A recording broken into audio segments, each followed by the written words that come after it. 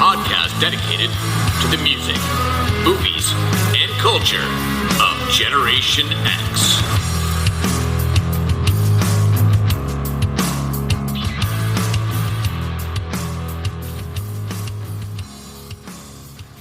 What is up, slackers, and welcome to another episode of the Stuck in the Middle podcast. I am your host, Jason Eck, and just wanted to wish everyone a very Merry Christmas.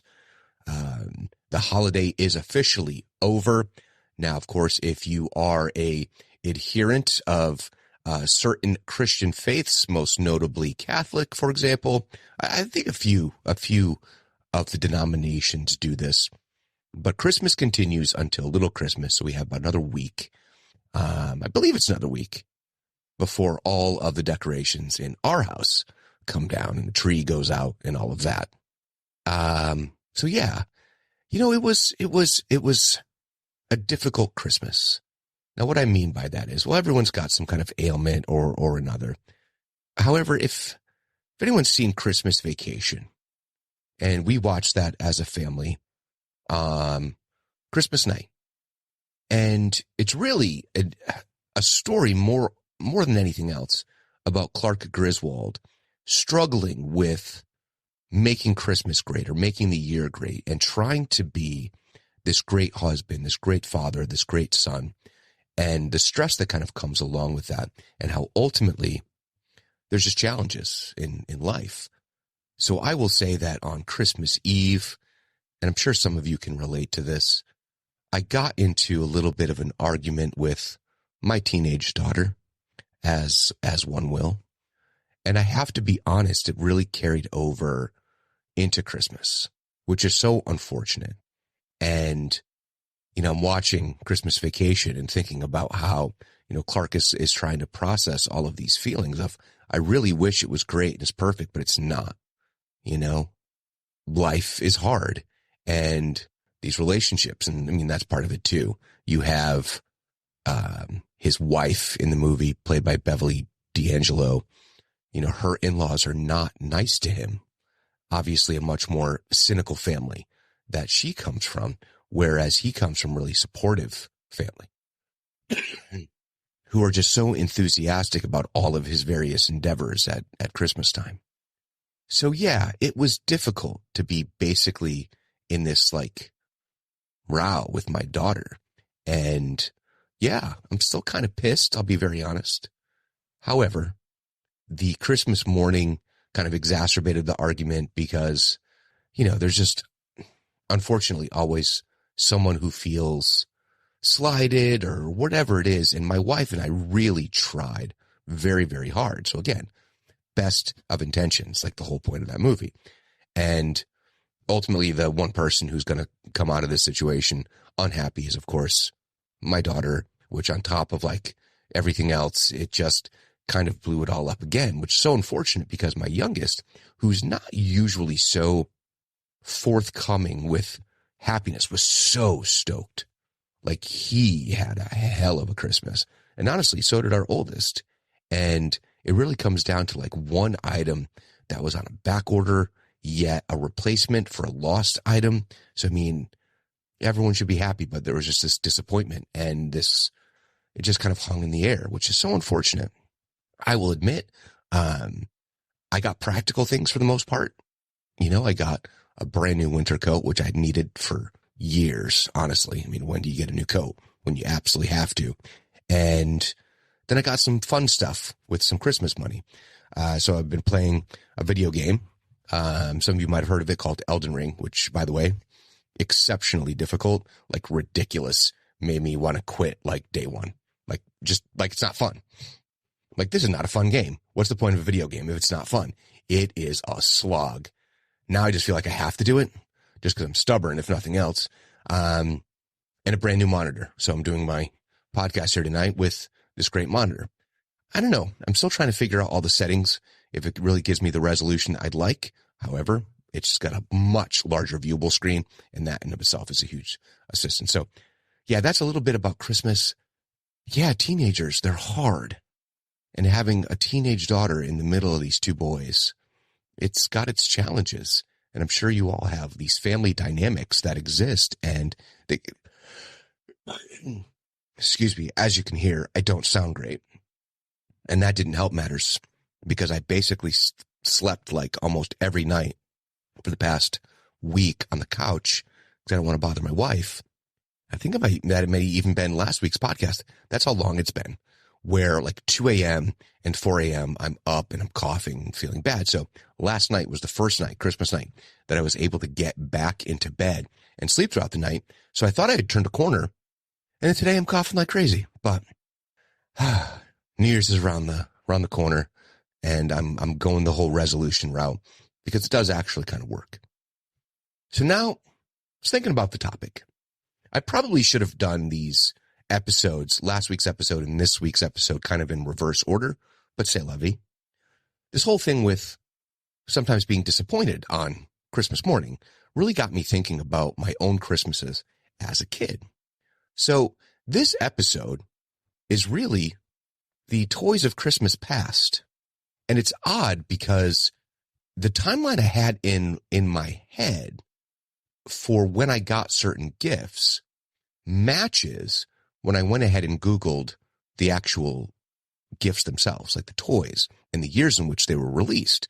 But one thing kind of threw me, and I've said this for years in my own house.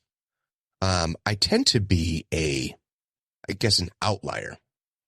An outlier when it comes to my earliest memories. Now, a lot of people say that you don't really remember much like before 2. A lot of people say not until 3. Yet, if I take this timeline, I was 2.5 years old. 2.5 years old when I had this first present that I'm going to mention. Now, it's something that I saw. I remember wanting it. So when I say I'm remembering something from 1976, the timeline matches. I'm like, what the hell? I was little. And the reason it lines up is because then all the subsequent gifts as I'm going through, I'm like, okay, I remember getting that. I remember getting that. It's crazy. So who knows? Maybe this was sitting in storage for 2 years and I'm really remembering that I got this gift 1978. Maybe they were producing them every year, but everything that I've seen lists this item as having come out in 1976. And I'm talking about Remco and their McDonald's Playland and all of the figures. So I remember I was playing around in my mom's room and I went under the bed, like a ball went rolling under there or whatever. And I found this McDonald's Playland and I got super stoked, right? And I remember my mom saying, that's not for you. That's for, I don't know what excuse. I honestly don't remember the excuse, but she basically said, that's not for you. I remember crying and like, okay, life is horrible at like 2.5 years old, only to get it on Christmas morning and being through the roof, so happy. And yeah, but like, how do I remember this? I really don't know. I just remember the sadness of learning it wasn't mine and the joy when it turned out it was mine. But 1976 Remco, McDonald's Playland. I do not have the Playland, but I do have some of the figures in storage somewhere. I have Ronald, the Hamburglar, Grimace, Mayor McCheese, and I could have sworn I had another one. I could have sworn I had the pirate. It's like Captain Cook or something like that. But I have no idea where that went. But yeah, I have some of the figures. I also have a Ronald McDonald plushie from around the same time as well, like a little doll. Like they had a Ronald McDonald one. They had a Planters, like Mr. Peanut one, and one other. And I've seen them in a couple of thrift stores as well. But yeah, 1976, I remember Remco and their McDonald's Playland set. What made the Remco stuff so cool is that they had fabric, like costumes for the characters. So that includes like the Star Trek figures. They all had little actual cloth outfits. Same thing with Ronald. Those little tiny snaps in the back. Ronald had like quote unquote real hair. Crazy. But I loved those things. So then 1977, second edition. So second run, second generation, if you will, of the $6 Million Man. So again, this is before like the little, what is it, like 4.5-inch figures or 5-inch figures that Star Wars kind of perfected that whole sizing. It was basically dolls for boys. I think they were like a 12-inch doll. And this $6 million man had a bionic eye, which you could look through the eye. So again, that lines up with the timeline. 3 years old. I was stoked for that. Real sneakers. So again, I think it was Remco. Whole cloth outfit, these, red sneakers. He had red underwear on. Crazy. Yes, every kid takes off the clothes, right? At least I did. I'm like, oh, I wonder if he's wearing underpants. Sure enough, he was. Because I can tell you, Barbie didn't wear underpants. Neither did G.I. Joe or Ken. Excuse me. $6 million man. Red briefs, baby. Good for you, Steve Austin. Good for you, Lee Majors. Now, next was a huge one. Again, in storage, I'm missing some pieces. I'm actually missing a critical piece. And this is where my Star Wars nerddom is going to fail me. Because I don't remember the name of the creature. But 1978, the Star Wars Death Star. So basically, this had the intersection of the Death Star. It had the elevator. And then the area where, Luke and Leia swung across, the whole, where Obi-Wan turned off the power, all of that. And in the bottom of it, there's a trapdoor and there's the trash compactor. Now, there's a little creature that was in the trash compactor. It came in this set, and all the debris that was in the trash compactor was basically just like Nerf type material, just cut up into square blocks. And it had a mechanism on it where you could turn the dial and it compacted. It was the coolest thing. And each one of the floors, since the whole thing wasn't encased in plastic, it had these cardboard layers in between, that connected each one of the floors with a background that was straight out of the the art, the Ralph McQuarrie art. Awesome. Again, I have everything, I believe, with the exception of the little creature that lived in there. But that was a badass gift. Keeping up with the Star Wars lore, and again, another item that I still own, although it is not in great shape, in 1979, the Millennium Falcon, the first edition Millennium Falcon.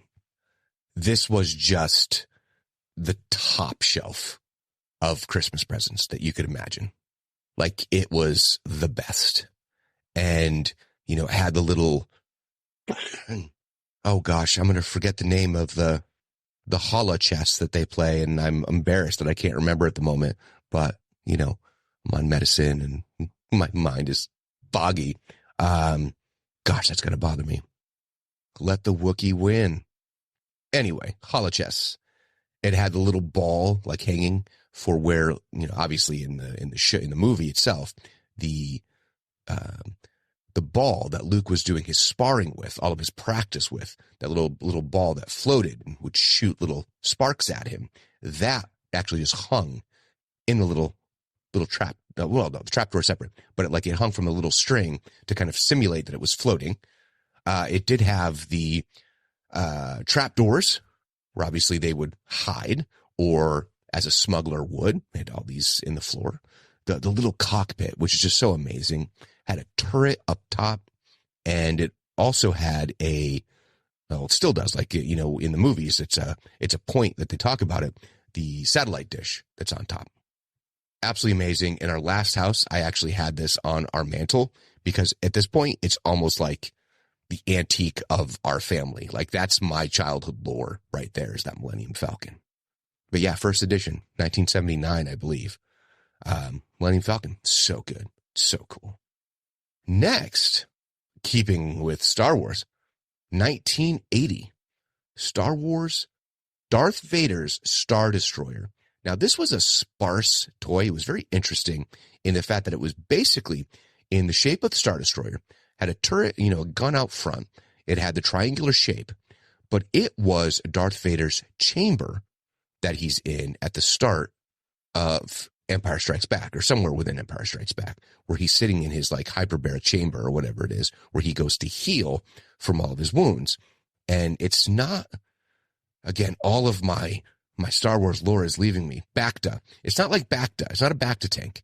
It's something different that he goes and he's in this enclosure. And I'm sure it's helping him breathe, like a hyperbaric chamber.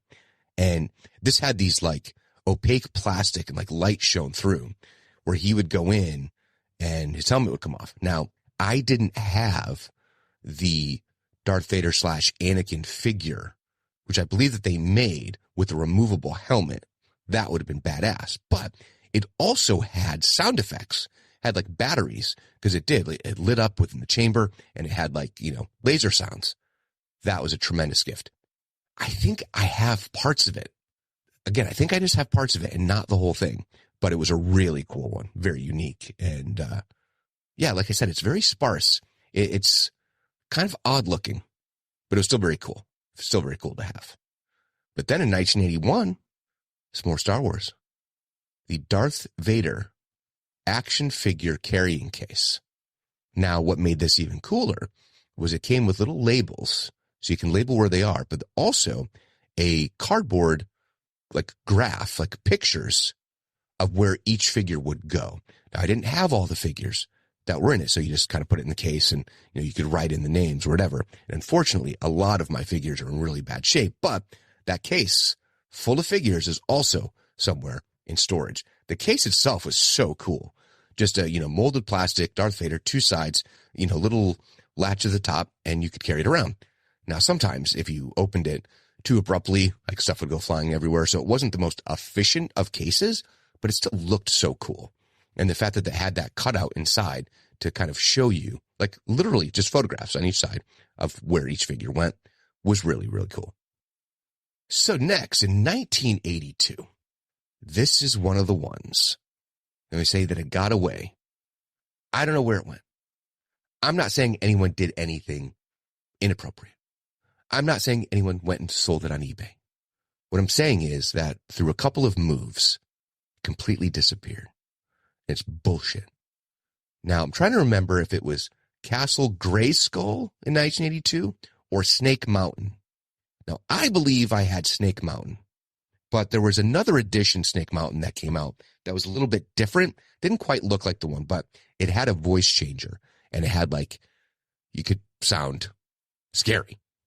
So I'm fairly certain I had Snake Mountain, which was Skeletor's castle, not Castle Grayskull. If it was Castle Grayskull, it looked kind of weird because I remember it being kind of a purple color scheme. Nevertheless, gone, just completely gone. Every other childhood toy turned up in one of the shipping boxes, and that even like from, going from my apartment to my first house, my mom, my stepdad, to then their move. When I was up here in Boston, there was a bunch of stuff that was still in storage. So I don't know. I don't know where it went, but it's kind of a bummer. But yeah, it's a very cool gift. Very, very cool gift. And now 1983 was not cool gifts. So there's always going to be a year where I'm kind of like, right? Just like I was talking about with my kids, a year where they're just kind of like unenthusiastic, right? You know what the most popular toy was in 1983? Now, some of you might be saying, oh, well, Cabbage Patch Kids. Very true. Very, very true. For 2 years in particular, 83, 84. A lot of boys had Cabbage Patch Kids. I thought it was fucking weird. I never wanted one. I had never had any desire to get a Cabbage Patch Kid. I firmly looked at that as being girls' toys. Why would a dude want one? And one of my best friends had like 2 of them. He got the Kusas and all that stuff, but I was never into it. One of the other big gifts of 1983 was Transformers. Now, kudos to the lady back in 1983 who did a little piece, little short video clip or a segment on local news. I don't know where. 1983. It's in the archives. And she mentions Transformers, and she actually uttered the words, GoBots. So anyone who's listened to the show knows I got GoBots. I didn't get Transformers for years. Now I'm sounding like an ungrateful child, right? Agreed. But everyone on Earth was getting Transformers. Got GoBots. Now I get it. At this point, so some of the years that I mentioned, right? Those 70s, early 80s, my mom was not on her own fully. What I mean by that is she had a terrible, awful piece of shit, but live-in boyfriend, which meant that living expenses would have been shared. She was working, he was working when he was working, which meant when he was sober. And he had seasonal work as well. So certain times he wasn't working. Well, anyway, I think she was able to get some of the hot gifts more readily and more easily those years because multiple incomes plus whatever little bit of child support she was getting from my dad. Now, mind you, it's not like my grandparents or my dad wasn't buying me presents on Christmas, so it's not like that. But I typically spent Christmas Eve into Christmas morning with my mom. That's where Santa came. And I got GoBots. It was just a bummer. It just wasn't the same. So, yeah, fuck the GoBots. But then again, I was racking my brain. 1984 ended up being a difficult one for me to kind of figure out. So I'm like, what was it? What was it? It wasn't any of the Cabbage Patch Kids. And other than figures, I never really got a ton of like G.I. Joe stuff. And if you had one of the castles for, He-Man, you were good. You got figures. And I kind of stopped like getting like new Star Wars stuff probably around then. So, we're post Jedi at this point. Like the original trilogy is completed. It's in the books, right? Yeah. 77, 80, 83 and 1984. Here we are. I got the Michael Jackson doll. Do you remember this monstrosity? Full 12-inch doll, got the glove on his hand. You could buy different outfits, but the one that I had these crazy, like, sparkly white socks and the black loafers, that he does the moonwalk in, black pants, some kind of weird blue shirt, the red jacket with the zippers on it, right? And the glove and a microphone. Still have it. Don't know where the microphone is. No idea. But that was a big thing to get because at this point, Michael is massive, right? Absolutely massive. Like the guy at this point. Once you're in that phase of red jacket, beat it, Michael Jackson, superstar. And everyone had to have the doll, right? I remember that being kind of like the big gift. I remember getting like some comics that I'd asked for, but for whatever reason, I remember clearly like the morning getting that. Being like, that's so cool. I can't for the life of me remember what accompanied it, but that was like the big gift, which is so strange, like such a strange thing. But again, I think money was tighter then. So that's when I'm 10 years old. So I realized that after that, it wasn't as though I didn't have like, quote unquote, big Christmas presents, but I was really into comics at this point. I remember one year I got a skateboard. I got graphic novels. I didn't get a Nintendo. We had a used Atari. So I didn't get a game console until fast forward, I want to say 92, which would have been the Sega Genesis. That was a Christmas present. I remember that very, very clearly because my stepdad had an NES.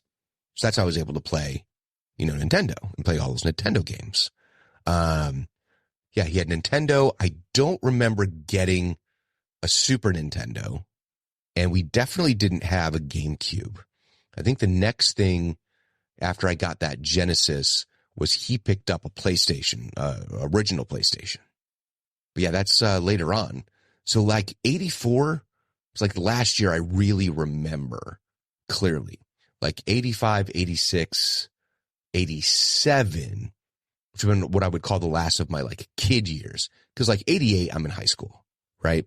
And my tastes were completely different at that point. And a lot of times it's like, give me some money. I got some clothes. Again, I would get records. Getting records on Christmas was a big deal. I had the turntable, wanted to listen to music that way. Music ended up being a big part of it. Sometimes it would be like a poster and music and clothes. Beef jerky was like a big thing for me. Beef jerky and the Reese's trees when those became a thing. Love those. But yeah, I think about other presents that I've gotten throughout the years, and I was trying to figure out where they fit in the timeline because, of course, we got birthday presents in there too. I definitely ended up having the Dukes of Hazzard slot racing track, and Roscoe's car. The little lights lit up, and they had a jump, and when you jumped, like you hope that you landed it landed on the track and kept going. That was a very cool gift, which I will always remember. Like I said, I got a skateboard, ended up getting my Vision Jinx. I believe that was Christmas. Don't 100% remember, but I'm pretty sure it was Christmas and not my birthday. But it was such a simple time where you just got that one big thing and you were like stoked for the whole day. Like that was it. That was enough. And if you got that one thing, that's all you needed. Now I remember one year for my youngest, he really wanted the Grimjack, which is the Dinobots, this big, huge transformer. Massive. And it's one of the Dinobots, right? This kid lifted it up over his head like it was Simba. Out of his mind happy. We got the kids, each of them, the 3DS, Nintendo 3DS. Lots of excitement, lots of fun. The Xbox One, that was a big deal. That made everyone super excited in the house. That was kind of one of those ones that was kind of for everyone, just like kind of for the family. And we all got to enjoy it. But yeah, that's just a little remembrance of gifts of Christmas past. There's something about it that really is, I talked about on the episode about infantilization of society and culture. And I'll admit, here I am doing a podcast about fond memories of toys. But it's really more about, it's not even the commercialization of it. It's how you could be transported to these really pure feelings of, it is gratitude and excitement. And it's not exactly the reason for the season. I mean, let's be honest. Christmas as we know it is very late 1800s into the 1900s is how it's morphed and become what it is today. And it's a distillation of a lot of different cultures and festivals and a mixture of paganism along with Christianity with a healthy dose of capitalism, trying to keep in our house the concept that the most important thing is the birth of the baby Jesus. But I can tell you right now that one of the gifts that's under the tree every year is baby Jesus. He's wrapped. He's the gift. I'm fairly certain when I went down here today to record the podcast, baby Jesus is still under that tree. That gives me some pause and reflection to think about whether we focused on the right things. But that's a podcast for another time, another place. So as my voice begins to fail me, and I've managed to keep the coughing to an absolute minimum, the question I have for each and every one of you is, what was the favorite present that you ever got on Christmas? And have you ever experienced that same feeling as an adult in watching your kids open a present? So I think that's part of it too, is that when you get to be a teenager, I think fundamentally Christmas starts to change. You become more jaded. And I know I certainly did. And it was like, okay, like decorating the tree became more of a chore than just this fun thing that you did as part of your family tradition, right? And, seeing all the extended family, and I didn't really, I guess, enjoy it again until my early 20s, and I'm getting established in Boston, and I had the capacity and the means to buy presents for everyone. That included my aunts and uncles. Like I was able to do that, and giving became the much more exciting part about Christmas. It was like sometimes, because I worked on Newbury Street, I would find these like weird random things that were still very nice quality. And just you spring that on someone like, I don't know what this is, but thank you. That was really enjoyable. And I think about those early years as, a couple and then engaged, where it was just Maggie and I like exchanging gifts like, hey, fun Christmas pajamas on Christmas morning. Or, that pair of gloves that you saw. Again, the giving became much more important. And then you have kids. And it's all about making the experience. And I think about all of the late nights. So if you have kids in the room, what are you doing letting them listen to this podcast? But you might want to have them sneak out because spoilers are ahead. And the late nights of prepping everything, sometimes building gifts for hours. Hours. I remember one year building this Christmas playset. So it comes in just a big box. Excuse me. And thankfully, only marginally better directions than, let's say, IKEA furniture. But I'll tell you, it was hours because really couldn't have any help because Maggie was up making sure the kids, A, were in bed, but that no one snuck down. So I just went to town building. Excuse me. But it was worth it. Remember one year building this Barbie house. Wow, that thing was intricate. Very intricate. And there was one year that I completely assembled a drum kit for my youngest, sneaking it all in from the car and bringing it all down. And it's sitting right behind me, in this room. Such fun to be able to do that, to put all these things together. And we still keep the same tradition, which is every morning on Christmas Day, the kids all get up on the top of the stairs and Maggie takes a picture. And then they all head down to wherever the fireplace is. And, in our old house, it was down the basement, and now it's just on the first floor. So we don't have to go down to the basement, which is nice. And, the Santa presents are laid there, and all the rest of the stuff is under the tree. Maybe someday we'll put the tree in the den, but right now this just feels right the way that we have it. And it's such a joy. And how any kids could be ungrateful when their Santa present are AirPods Pro. Come on now. So you didn't get like the one other thing that you wanted or whatever. But, that's on us as parents, I guess. I'm saying specifically my wife and I of not reinforcing the fact that, okay, so you didn't get that one thing, but what about all this amazing stuff that you did get? And one of them is on back order and will be here sometime in January. It's not that you were forgotten or less loved or less thought of, just didn't get here yet because it's a popular item. Yeah, it was much simpler. It was much simpler when they were little. You knew what they wanted. You got their little list and you just went to town doing all the stuff on the list. And got to tell you, Santa's lists were amazing tools at our disposal that I miss. And even with the kids now, like they'll send us stuff like in a text, or my daughter did like a PowerPoint presentation and then she went and completely changed her list after we'd ordered stuff. I mean, you're going to be disappointed if you change things off of the list that we already started buying from, because you sometimes have to start October, November for those trendy items because they'll be gone. If you're within 2, even 3 weeks of Christmas, forget it. It ain't getting there to you. It's not going to happen. And that's kind of what happened this year. But yeah, definitely longing for those years when they were little. And then we're watching Christmas Vacation and, Clark goes to read the night before Christmas, which I always read every year, even now as teenagers. And my daughter, who's been a little brat the whole few days, oh, you didn't do that this year. And I just looked at her exasperatedly, perhaps with some incredulity in my expression, and said, nobody asked. You're too busy either pouting or whatever. And it was just like such a bummer to like, I would have happily done it, but everyone was kind of off doing their own thing. And that's where like getting into the teen years is such a challenge.